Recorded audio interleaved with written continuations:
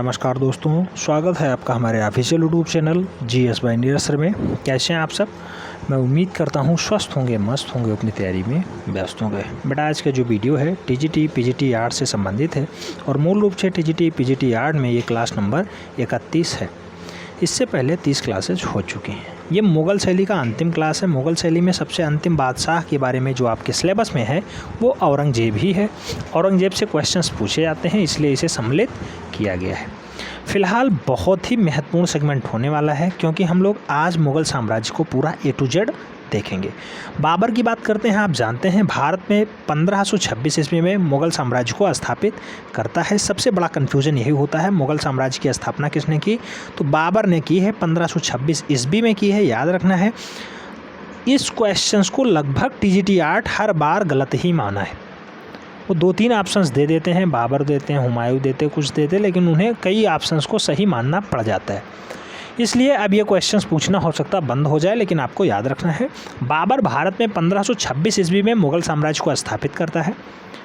और जहीरुद्दीन बाबर की अगर बात करते हैं जन्म की, तो 14 फरवरी 1483 को फरगना में होता है। ठीक है। इसके पिता का नाम उमर शेख मिर्ज़ा होता है, माता का नाम तुगरुक निगाल खानम होता है। बाबर कई युद्ध लड़ता है, जैसे 1526 में पानीपत का युद्ध लड़ता है, इब्राहिम लोदी बाबर के बीच, जीत जाता है। खानवा का युद्ध लड़ता है 1527 में, राणा सांगा और बाबर के बीच, बाबर जीत जाता है। चंदेरी का युद्ध लड़ता है 1528 में, मेदिनी राय और बाबर के बीच, बाबर विजयी हो जाता है। फिर घाघरा का युद्ध होता है, घाघरा में अफगान और बाबर लड़ते हैं, बाबर विजयी हो जाता है। और बाबर की एक आत्मकथा है बेटा, बहुत फेमस होती है, बाबर नामा या फिर तुज़्क़-ए-बाबरी। तो तुज़्क़-ए-बाबरी उसकी आत्मकथा है, तुर्की भाषा में उसने लिखी है, याद रखना है, तुर्की भाषा, बाबर नामा तुज़्क़-ए-बाबरी। बाद में ये जो तुर्की भाषा में लिखी गई थी तुज़्क़-ए-बाबरी, उसको मूल रूप से फ़ारसी भाषा में अनुवाद भी करवाता है कौन? बाबर ही। तो बाबर की आत्मकथा फ़ारसी भाषा में अनुवाद किसने किया? तो खान खाना ने किया है, अब्दुल रहीम खान खाना, याद रखना है। बाबर की मृत्यु बहुत बार पूछी गई है, 1530 ईस्वी में होती है, 1530 ईस्वी में। और 1530 ईस्वी में 26 दिसंबर के दिन बाबर की मृत्यु हो जाती है। आगरा में ये मरता है और मूल रूप से काबुल में इसे दफनाया जाता है। उसकी इच्छा थी कि उसे काबुल में ही दफनाया जाए। काबुल आप जानते हैं इस टाइम पाकिस्तान वाला बेल्ट होता है। उसके बाद उसका लड़का आता है हुमायूं। हुमायूं गद्दी पे बैठता है 1530 में, 1540 तक जो है शासन करता है, 1540 से, और थोड़ी सी दिक्कत होती है 45 तक। बहुत तगड़े से युद्ध होता है शेरशाह सूरी और हुमायूं के बीच, इसीलिए हुमायूं को अपना घर परिवार छोड़ के भागना पड़ा था। इसीलिए जब उसका पुत्र पैदा होता है, हुमायूं का पुत्र अकबर, तो अकबर का जन्म मूल रूप से इसीलिए राणा बीरसाल के महल में होता है। राणा बीरसाल का महल यानी अमरकोट में होता है। हमीदा बानो बेगम के गर्भ से अकबर का जन्म होता है 15 अक्टूबर 1542 को। 15 अक्टूबर 1542 को मूल रूप से अकबर का जन्म होता है। आगे बात करते हैं अकबर की, तो अकबर भी कई युद्ध लड़ता है। हेमू के बीच होता है पानीपत का दूसरा युद्ध, 1556 में, बहुत बार पूछा गया है। आप जानते होंगे अकबर की मृत्यु कब होती है, बहुत बार पूछा गया है। तो अकबर सिकंदरा में मूल रूप से दफनाया जाता है और 1605 में इसकी मृत्यु हो जाती है। अकबर के कार्यकाल को कई बार सराहा गया है कि किसके इक्विवेलेंट था। तो अकबर इंग्लैंड की रानी एलिजाबेथ फर्स्ट के समकालीन जो है शासन करता रहा है। कुछ महत्वपूर्ण, जैसे अकबर ने मनसबदारी व्यवस्था मूल रूप से स्टार्ट की। अकबर के दरबार के अच्छे संगीतकार भी रहे हैं, जैसे बैजू बावरा हो गए, बाबा रामदास हो गए, बाज बहादुर हो गए। अकबर के दरबार के अच्छे चित्रकार जैसे अबुद समद हो गए, दसवंत हो गए, बसामन हो गए, आप सब जानते हैं, बसामन, दसवंत, अबुद समद, ये सब किसके दरबार के हैं? ये अकबर के दरबार के हैं। तानसेन का मूल रूप से रामतनु पांडे था, ये भी अकबर के दरबार में ही रहा करता था। बीरबल का उपनाम क्या था? तो बीरबल का जो है पूरा नाम, बचपन का नाम महेश दास था, याद रखना है। ये भी मूल रूप से अकबर के दरबार में रहा करते थे। आगे बात करते हैं, अकबर का कार्यकाल ख़त्म होता है तो अकबर का पुत्र आता है जहांगीर 1605 में शासन करता है, 1627 तक रहता है। तो 1605 से 1627 तक कौन रहता है? तो 1627 तक जहांगीर शासनकाल करता है। शासनकाल में मूल रूप से उसका जन्म किससे होता है? तो उसका जन्म अकबर की वाइफ हैं शेख सलीम चिश्ती की कुटिया में मूल रूप से मारिया उज़मानी के गर्भ से होता है। किसका जन्म? जहांगीर का जन्म। ठीक है। जहांगीर का उपनाम सलीम है, बहुत बार पूछा गया है, याद रखना है। सलीम किसका उपनाम है? जहांगीर का। जबकि खुर्रम किसका उपनाम है? तो खुर्रम उपनाम आप जानते होंगे कौन है? शाहजहां। जहांगीर का लड़का शाहजहां, उसका नाम खुर्रम है, जबकि उसके बाप का नाम सलीम है। सलीम नाम इसलिए पड़ता है क्योंकि वो शेख सलीम चिश्ती की कुटिया में उसका जन्म होता है, इसलिए उसका नाम सलीम भी पड़ जाता है। तो हम लोग जहांगीर को देख चुके हैं। जहांगीर का एक दो कार्यकाल अच्छा रहा है, जिसके जैसे इसके चित्रकार कौन कौन थे? अबुल हसन मूल रूप से जहांगीर के काल का बढ़िया चित्रकार माना जाता है। अबुल हसन हो गए, उस्ताद मंसूर हो गए, ये सब अच्छे चित्रकार माने जाते हैं जहांगीर के काल के। जहांगीर के काल को ही चित्रकला का स्वर्णकाल कहा जाता है। चित्रकला अपने चरम पे पड़ती है 1605 से 1627 तक। 1605 से 1627 तक जहांगीर इतना अच्छा काम करवा देता है चित्रकला में कि ये स्वर्णिम इतिहास अक्षरों में लिख जाता है, याद रखना है। इसके बाद जहांगीर के बाद आता है उसका पुत्र शाहजहां। शाहजहां गद्दी पे बैठता है, चित्रकला का पतन स्टार्ट हो जाता है। बहुत से लोग ऐसा लिखते भी हैं। मूल रूप से शाहजहां का उपनाम क्या था? खुर्रम था। जगत गोसाई के गर्भ से इसका जन्म शाहजहां का लाहौर में होता है 1592 को जो है खुर्रम का जन्म हो जाता है। खुर्रम इसका उपनाम है, बहुत बार पूछा गया वनडे एंट्रेंस में। अजमंद बानो बेगम आसफ खां की पुत्री है, अजमंद बानो बेगम। मूल रूप से अपना शादी 1612 ईस्वी में करता है और मुमताज़ महल की जो है याद में इसने ताजमहल का जो है निर्माण करवाया। और ताजमहल बनाने का श्रेय किसके पास है? तो उस्ताद अहमद लाहौरी के पास मूल रूप से है। स्थापत्य कला को बढ़ावा दिया शाहजहां ने, और शाहजहां जो है मुग़ल सल्तनत में चित्रकला को थोड़ा सा पतन की ओर ले गया। और जब ये थोड़ा सा पतन की ओर ले गया तो इसका पुत्र आएगा औरंगजेब, तो वो क्या करेगा? क्योंकि औरंगजेब इतना कट्टर मुस्लिम शासक था, इसने अपने पिता को नहीं छोड़ा। अपने पिता को आगरा में कैद कर लिया। अपनी बुआ यानी शाहजहां की बहन, खुर्रम की बहन, उसको भी इसने कैद कर लिया। औरंगजेब ने अपने 3 भाइयों को एक साथ कत्ल किया है। औरंगजेब अपने 3 भाइयों को एक साथ, दारा शिकोह, शुजा और मुराद को एक साथ मार के गद्दी पे बैठा था। ये इतना कट्टर शासक है, बहुत कट्टर मुसलमान था ये औरंगजेब। तो अब हम उम्मीद करते हैं आप लोग सब कुछ देख चुके हैं, आपका पूरा रिवीजन हो चुका है। अब हम लोग बात करेंगे औरंगजेब के बारे में। औरंगजेब से 1-2 क्वेश्चंस पूछे जाते हैं, जो पूछे जाते हैं उसे भी आपको बता दिया जाएगा। फिलहाल औरंगजेब के बारे में क्या है, आइए स्टार्ट करते हैं। बात करेंगे इसके कार्यकाल की, तो 1658 से 1707 ईस्वी तक मूल रूप से इसने मुग़ल साम्राज्य में जो है शासन किया है। शाहजहां के बाद एक कट्टर मुसलमान औरंगजेब के हाथों में शासनाधिकार आया। इससे पूर्व वह अपने सभी तीनों भाइयों दारा, शुजा और मुराद को मूल रूप से मार करके दिल्ली की गद्दी पे आसीन हुआ। आगे बात करें तो इसके बारे में लिखा गया है, इतिहासकार लिखते हैं कि औरंगजेब ने छांट छांट कर इस्लाम की कट्टरता, विधियाँ आदि को अपनाया है। तो औरंगजेब इस्लाम की कट्टरता को बहुत अच्छे से फॉलो करता था। उसकी जो कट्टर वाली विधियाँ थी उसको बहुत जल्दी लागू कर देता था।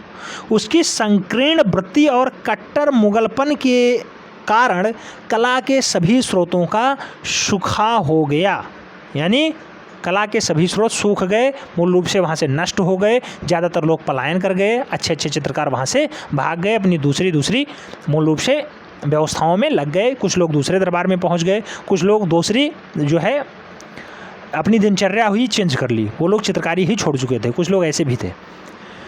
आगे बात करते हैं तो औरंगजेब के बारे में लिखा गया है इतिहास में कि कुछ चित्र औरंगजेब की आज्ञा से उसके परिवारजन के लिए तैयार किए गए थे। कुछ डाटा ऐसे मिलते हैं। औरंगजेब की चित्रकला से प्राप्त उदासीनता के बावजूद भी उसके युग की शाही चित्रकलाएं कायम रहीं, किंतु वो आगे अग्रसर होने के बजाय इस दौरान अवनति की ओर, यानी मूल रूप से घटने की ओर काम करने लगी, घट गई, अवनति की ओर उन्मुख थीं। ये चरित्र चित्रण किया जा रहा है औरंगजेब के चित्रकला प्रेम का। आगे बात करें तो इस प्रकार से औरंगजेब द्वारा चित्रकला का ऐसा बहिष्कार हो जाना के फलस्वरूप समाज में भी चित्रकला का महत्व कम होता गया और मूल रूप से यहाँ से चित्रकार पलायन भी करने लगे। चित्रकार जब स्वयं हतोत्साहित होकर धनिक वर्ग के अधीन चले गए या फिर काम की तलाश में इधर उधर बिखरते एवं भटकते रहे, तो मूल रूप से चित्रकला का हनन होना स्टार्ट होता है। और कलाकारों की इस प्रकार विकेंद्रीकरण हो जाने से भारतीय चित्रकला के क्षेत्र में एक नया अध्याय जुड़ा और इस नए अध्याय का श्रीगणेश होने से चित्रकला की प्रांतीय शाखाएँ पनपीं, जो छोटे छोटे राज्यों में अपना काम करना स्टार्ट करीं, जैसे राजस्थानी चित्रकला। राजस्थानी चित्रकला आप जानते हैं आपके सिलेबस में है। राजस्थानी चित्रकला से बहुत अच्छे क्वेश्चन पूछे जाएंगे। बूंदी, कोटा, किशनगढ़ शैली, जयपुरी, ये सब शैलियाँ मूल रूप से आपके सिलेबस में हैं, यहाँ से पूछी जाएंगी। तो ये छोटे छोटे प्रांतीय शाखाएँ तभी पनपती हैं जब औरंगजेब बहुत ज़्यादा प्रताड़ित करता है, यहाँ के चित्रकारों को भगाता है, खेदता है, उन्हें ज़बरदस्ती इस्लाम कबूल करवाता है, जजिया कर तक असूलता है औरंगजेब, याद रखना है। हिंदुओं पे पुनः जजिया कर भी लगवाता है औरंगजेब ही। और आगे बात करते हैं इतिहास में इसके बारे में और क्या लिखा गया है। तो इसके बारे में लिखा गया है, किंतु दक्षिण में बीजापुर और गोलकुंडा के दरबार, बीजापुर और गोलकुंडा ये दक्षिण भारत के क्षेत्र हैं और दोनों में दरबार के मुसब्बिरों का सम्मान पहले जैसा ही बना रहा। 17वीं शताब्दी के अंत में जो चित्र प्राप्त हुए उसमें निर्माण औरंगजेब के आश्रय में ना होकर के उक्त दक्षिणित दरबारों में ही हुआ है। मूल रूप से बीजापुर और गोलकुंडा में इसके दरबार के कुछ दृश्य दिखाए गए हैं, ऐसा बताया जा रहा है, ऐसा इतिहासकार लिखते हैं।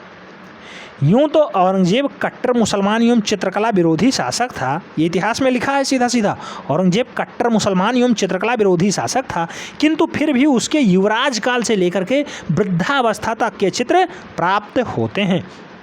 औरंगजेब की युवावस्था का एक व्यक्ति चित्र ब्रिटिश संग्रहालय लंदन में रखा हुआ है। एक अन्य चित्र में औरंगजेब को बीजापुर के घेरे के समय पर चित्रित किया गया है, ऐसा दृश्य भी मूल रूप से दर्शाया गया है। और इस चित्र में वृद्धा औरंगजेब जो है, मूल रूप से वृद्ध या बूढ़ा औरंगजेब को सोने की तख्त पे बैठाकर हरी गद्दी पर बैठाया गया। सोने की तख्त थी, उस पर हरी गद्दी बैठा दिया गया, ऐसा दृश्य बनाया गया। और मुख के चारों ओर सुनहरा प्राप्त पूज्य या प्राप्त पुंज बनाया गया है। बीजापुर का घेरा सन 1686 ईस्वी में प्रारंभ हुआ था और काफ़ी संघर्ष के बाद औरंगजेब को विजय प्राप्त होती है। यह चित्र रॉस संग्रहालय बोस्टन में मूल रूप से चित्रित है, ऐसा दृश्य जहां दर्शाया गया है। इस प्रकार गोलकुंडा पर विजय औरंगजेब की वृद्धावस्था का चित्र है। गोलकुंडा का विजय मूल रूप से गोलकुंडा नरेशों के द्वारा ही बनवाया गया होगा, क्योंकि ये दक्षिण भारत का क्षेत्र है और मूल रूप से औरंगजेब चित्रकला पे बैन लगा चुका था, इसलिए ये दृश्य जो है मूल रूप से वहीं पनपी हैं, वहीं बनी। तो मूल रूप से ये वृद्धावस्था का दृश्य दर्शाया गया है, ऐसे कि सोने के सिंहासन पर बैठा है, हरे रंग की कालीन बिछाई हुई है, ऐसा दर्शाया गया है। आगे बात करते हैं इसके जन्म के बारे में। तो मुइवुद्दीन मोहम्मद औरंगजेब का जन्म 3 नवंबर 1618 ईस्वी को उज्जैन के निकट दोह में होता है। दोह कहाँ पड़ता है? मध्य प्रदेश का हिस्सा है। नामक स्थान पे शाहजहाँ की पत्नी मुमताज़ महल के गर्भ से होता है। मुमताज़ महल के गर्भ से होता है। शाहजहाँ की पत्नी है, शाहजहाँ इसके पिता हैं। मूल रूप से शाहजहाँ को भी नहीं बकसता है, अपना जो है शासन चलाने के लिए इसने शाहजहाँ को भी कैद कर लिया था, आगरे के किले में कैद करके रखा था। अपनी बुआ को भी नहीं छोड़ा है इसने। औरंगजेब ने जुलाई 1658 ईस्वी में अपना पहला राज्याभिषेक कराया और दूसरा राज्याभिषेक 1659 ईस्वी में दिल्ली में ही करवाया था। औरंगजेब ने इस्लाम धर्म स्वीकार न करने के कारण 1675 ईस्वी में सिख धर्म के 9वें गुरु तेग बहादुर की हत्या करवा दी थी। तो मूल रूप से कब हत्या होती है? 1675 ईस्वी में होती है। तेग बहादुर की हत्या क्यों होती है? क्योंकि इन्होंने इस्लाम धर्म को नहीं कबूल किया। आगे बात करते हैं। आप देख सकते हैं आप लोग कितनी कट्टर मानसिकता थी इसकी। औरंगजेब बीणा बजाने वाला यंत्र का मूल रूप से दक्ष था, यानी कि बीणा बजाने में प्रवीण था। ये अपने आप को दक्ष मानता था कि हम बीणा बनाने में बहुत ही अच्छे से बजा लेते हैं, इसको हम लोग बहुत अच्छे से कर लेते हैं। बीणा बजाने में दक्ष था कौन? औरंगजेब। इसने हिंदुओं पर पुनः जजिया कर लगा दिया। औरंगजेब की मृत्यु के बारे में बात कर ले बेटा, तो औरंगजेब की मृत्यु बहुत ज़्यादा कन्फ्यूजन का विषय है। कई जगह 21 फरवरी मिलता है, कई जगह 3 मार्च मिलता है। मूल रूप से मरा ये 1707 में ही है, ये कन्फर्म है। 1707 में अहमदनगर में इसकी मृत्यु हो जाती है और मूल रूप से वहीं से जो है इसके शासनकाल का समापन होने की ओर अग्रसर हो जाता है। मुग़ल शासन व्यवस्था मूल रूप से चरमरा जाती है और बीच में जब ये चरमराती है तो उसके साथ नए नए राज्यवंश का उदय होता है और मूल रूप से भारत पे शासन करने की नई नई परंपराएं भी आगे बढ़ती हैं। आप जानते होंगे कंपनी शैली आती है, ये आता वो आता, टॉमस मुनरो किसके दरबार में आया, कैसे आया, क्यों आया, तो ये सब काम स्टार्ट होता है।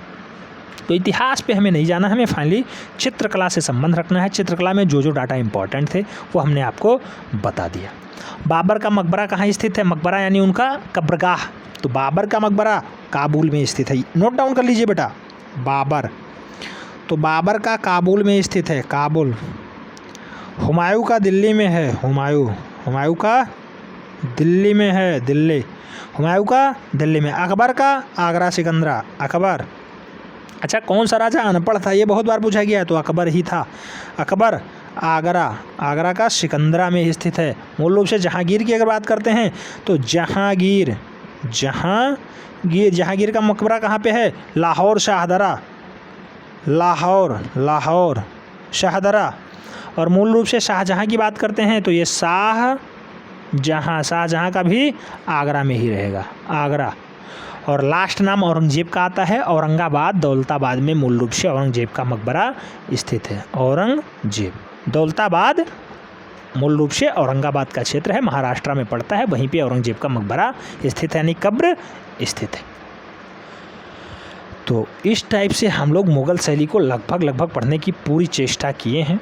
अगर कुछ समझ में आया है, नोट्स आप बना रहे होंगे, मैं ऐसी उम्मीद करता हूं। अगर कुछ समझ में आया है, वीडियो लाइक कर देना, फ्रेंड्स के बीच ज़रूर शेयर करना, जिससे अधिक लोग लाभान्वित हो पाएँ। मिलते हैं नेक्स्ट वीडियो में, तब तक के लिए जय हिंद।